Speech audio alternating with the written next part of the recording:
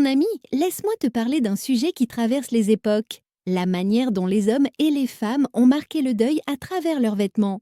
Autrefois, on ne portait pas la douleur seulement dans son cœur, on la mettait aussi sur son corps. Les habits de deuil étaient tais comme une langue silencieuse qui disait au monde: j'ai perdu quelqu'un, respectez mon silence, comprenez ma peine. Le noir s'est imposé peu à peu en Occident, car il évoquait la gravité, la sobriété et la retenue. Les tissus choisis étaient tomates sans éclat, absorbant la lumière, pour montrer que la vie de la personne endeuillée avait perdu ses couleurs. Les femmes portaient parfois un voile ou une guimpe, symbole visible de retrait et de douleur.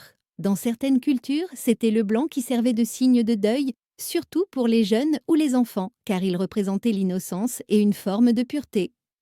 Ces codes étaient tellement intégrés que personne n'aurait osé s'habiller autrement, sous peine d'être jugé comme irrespectueux ou insensible.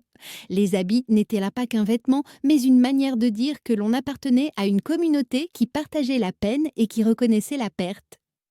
Aujourd'hui, tout cela a changé. Nous ne vivons plus dans un monde qui impose une durée précise, une garde-robe stricte ou des règles immuables. Bien sûr, beaucoup choisissent encore le noir pour une cérémonie funéraire, mais ce n'est plus obligatoire. Certains préfèrent porter une couleur que le défunt aimait, d'autres optent pour un signe discret comme un bijou ou une photo. Le deuil est devenu une affaire plus intime, moins codifiée. Nous ne cherchons plus à prouver aux autres que nous souffrons, mais à traverser cette souffrance selon nos propres forces, nos propres repères. Cela ne veut pas dire que nous manquons de respect aux anciens usages, simplement que la société reconnaît davantage la liberté de chacun dans cette étape si personnelle.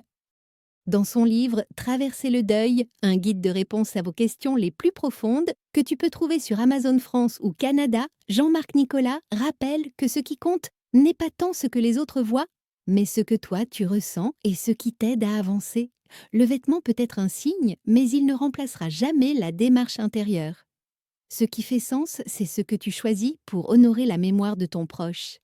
Ton signe de deuil peut être visible, discret ou même invisible, mais s'il parle à ton cœur, alors il est juste. Souviens-toi que le vrai hommage, c'est de garder vivant ce lien d'amour au quotidien, bien au-delà des habits pas que l'on porte.